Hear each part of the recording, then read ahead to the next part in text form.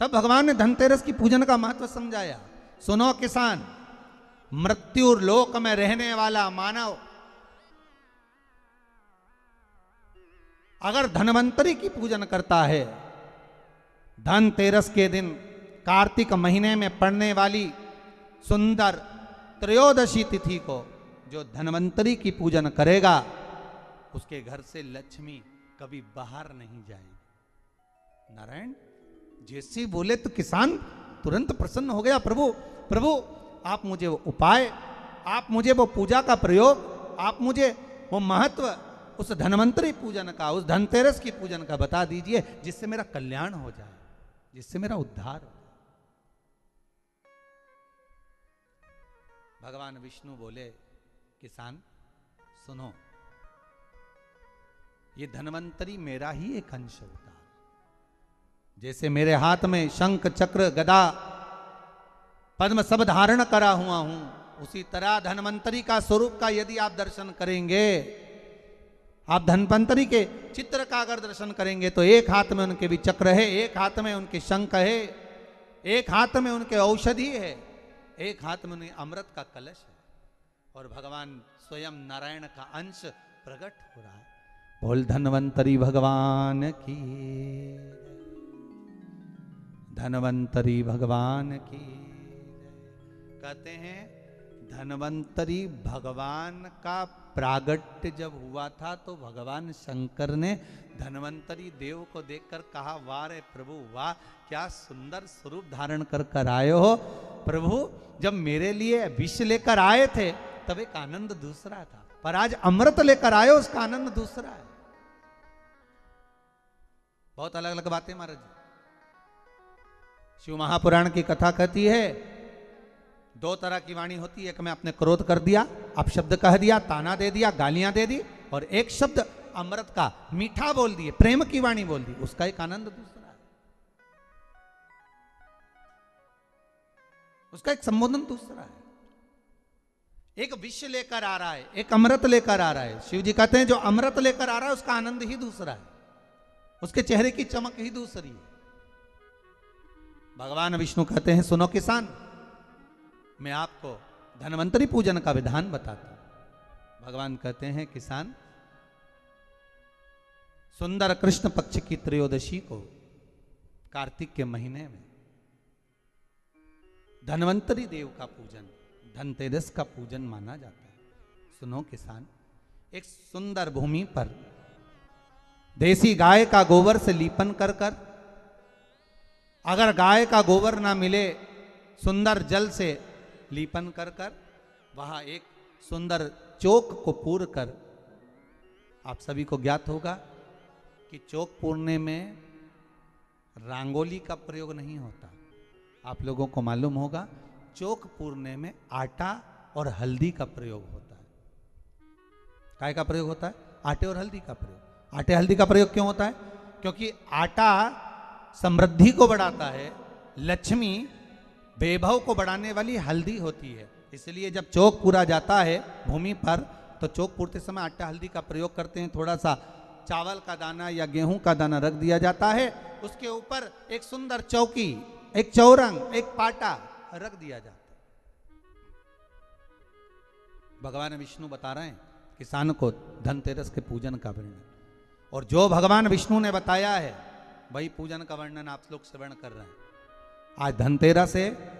आज धनतेरस का प्रयोग कर पूजन करें, और शिव महापुराण के इस भाव को, विष्णु पुराण के इस भाव को, स्कंद पुराण के इस भाव को आप धारण करें, और जो विधान भगवान विष्णु बता रहे हैं उसके हिसाब से, उसके अनुसार आप लक्ष्मी का पूजन, धनतेरस का पूजन करें। चौकी लगाएं, चौरंग लगाएं, पाटा लगाएं, उस पाटे पर एक सुंदर लाल वस्त्र धारण करा दें, लाल वस्त्र बिछा दें। एक थाली लें, उस थाली पर कंकु से, रौली से, कुंकू से गिला कर स्वस्तिक का निर्माण कर दें। स्वस्तिक का निर्माण कर घर में अगर चांदी का सिक्का हो, अगर चांदी का सिक्का नहीं हो, चांदी का कॉइन नहीं हो, तो अपने घर का 1 का सिक्का, 2 का सिक्का, 5 का सिक्का, 10 का सिक्का, जो भी आपके घर में हो वो क्वाइन ले लें महाराज, उसको थाली के अंदर रख दें स्वस्तिक के ऊपर। फिर उसका स्मरण करें, आटे के 7 दिए बनाएं, एक थाली में, एक प्लेट में रख लें, घी के दिए बनाएं और उसमें सुंदर बाती को लगा दें। ध्यान दीजिएगा, इसमें जो बाती लगेगी वो लंबी बाती लगेगी।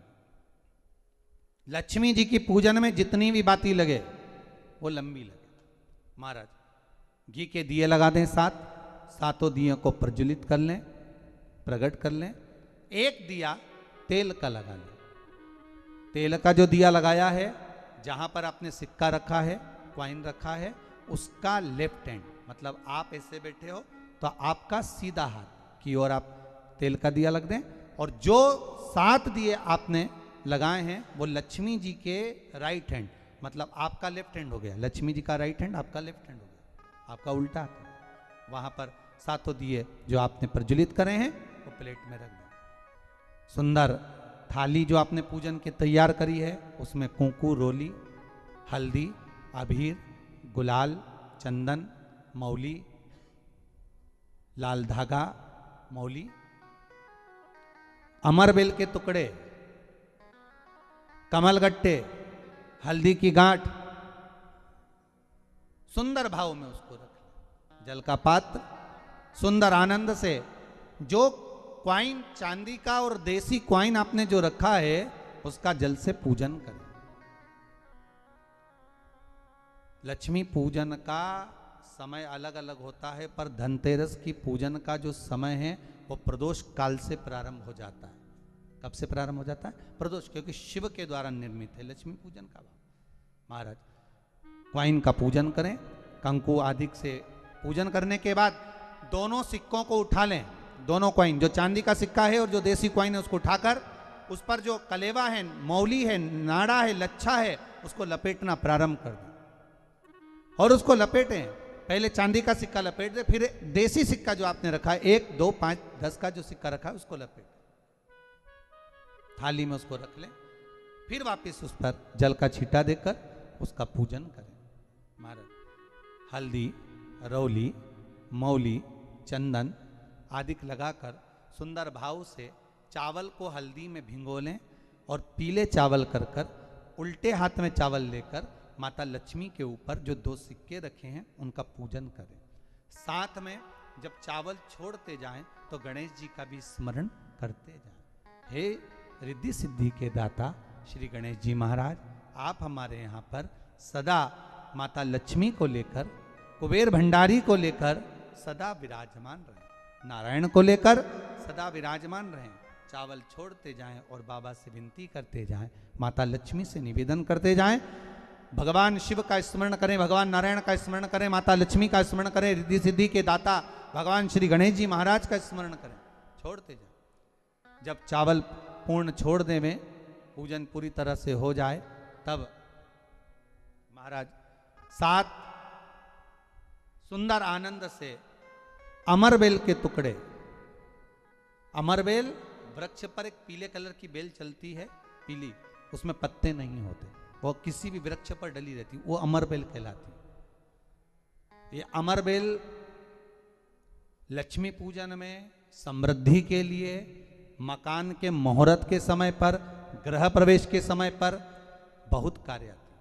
महाराज ये अमरबेल को पानी की जरूरत भी नहीं पड़ती, आप रूप किसी वृक्ष पर डाल दी जाए वो अपने आप फलती चली जाती है। उसी तरह हमारे यहाँ भी हम भगवान से यही प्रार्थना करते, जैसे अमरबेल बिना पानी पड़े भी किसी भी वृक्ष पर डाल दी जाए पनपती जाती है, बढ़ती चली जाती है, ऐसे हमारे घर में बेभव लक्ष्मी बढ़ती जाए। अमरबेल के 7 टुकड़े, कमलगट्टे 7, हल्दी की गठान 7 माता लक्ष्मी को समर्पित कर दें। दोनों हाथों में हल्दी पिसी हुई लीजिए और माता लक्ष्मी के ऊपर उसे चढ़ाना प्रारंभ कर दीजिए। 7 बार पिसी हुई हल्दी वो सिक्कों पर चढ़ा दें, अपनी मनोकामना कर कर अपने घर में माता लक्ष्मी को विराजमान करने के लिए। जब हल्दी पूर्ण चढ़ जाए, हाथ में कुंकू ले लीजिए, रोली ले लीजिए, उस रोली कुंकू को भी माता लक्ष्मी को समर्पित करिए। तब इसके पश्चात सुंदर जो भी घर में मिष्ठान हो, मीठा हो, नहीं हो, शक्कर हो, गुड़ हो, मिश्री हो, जो भी आपके पास में हो, खड़ी शक्कर हो, वो भगवान को, माता लक्ष्मी को भोग रख दीजिए। अगर कुछ मीठा बना हो तो मीठा रख दीजिए। महाराज, घर में संपूर्ण पूजन कर कर, आपके घर में जो देवालय में भगवान बैठे हैं उनका भी पूजन करिए। पूजन करने के पश्चात आप माता लक्ष्मी से निवेदन करिए, हे माँ, आप हमारे यहाँ सदा विराजमान हो।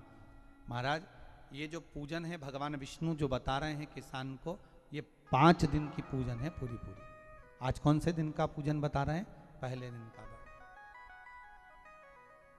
आज धनतेरस से रूप चौदस, अमावस्या, एकम और दूज, ये 5 दिन तक दीपावली का पर्व मनाया जाता है, दीप महोत्सव मनाया जाता है।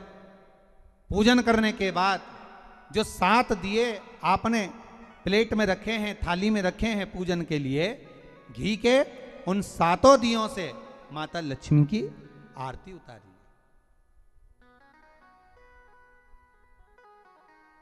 उन 7 दियों से माता लक्ष्मी का पूजन करिए। माता लक्ष्मी से विनती करिए, मां, हम आपके पुत्र हैं। मां, आप हमारे घर का रास्ता भूल गई हो। मां, बहुत कष्ट है, बहुत दुखी है।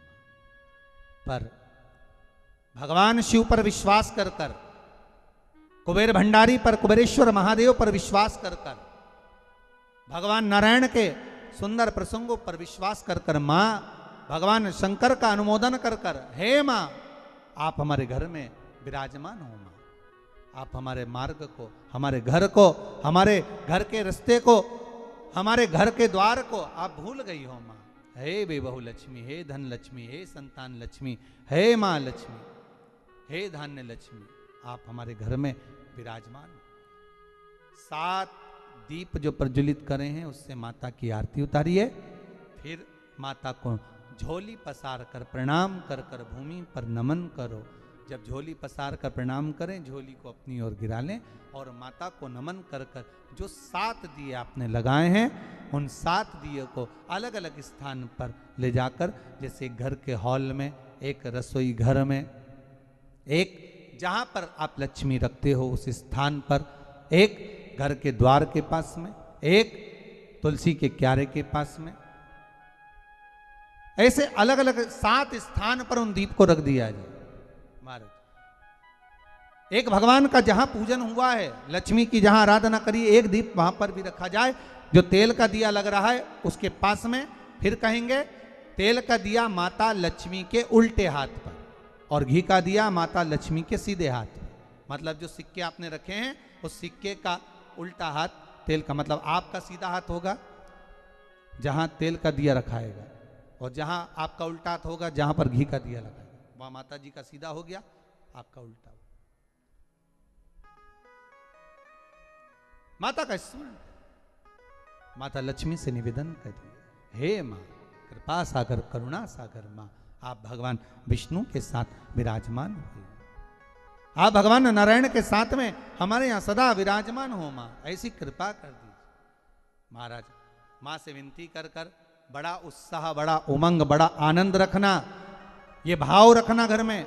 भगवान विष्णु कहते हैं किसान से, हे किसान, आपने अगर धन्वंतरी की पूजन करी है, धनतेरस की पूजन करी है, कोई वस्तु, कोई सामग्री अगर आप लेकर आए हो, कोई पात्र लेकर आए हो, कोई तांबे का पात्र लाए हो, जो भी वस्तु आप नहीं लेकर आए हो उसका भी पूजन उसी दिन कर लेना चाहिए।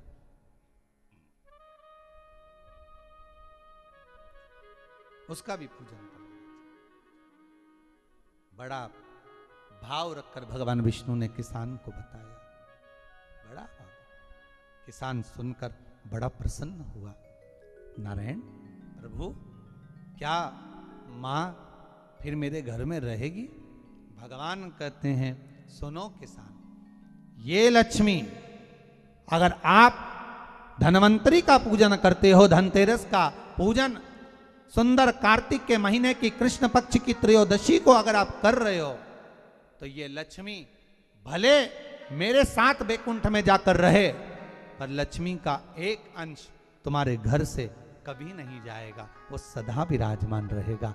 ऐसी है मां धन्वंतरी की पूजन।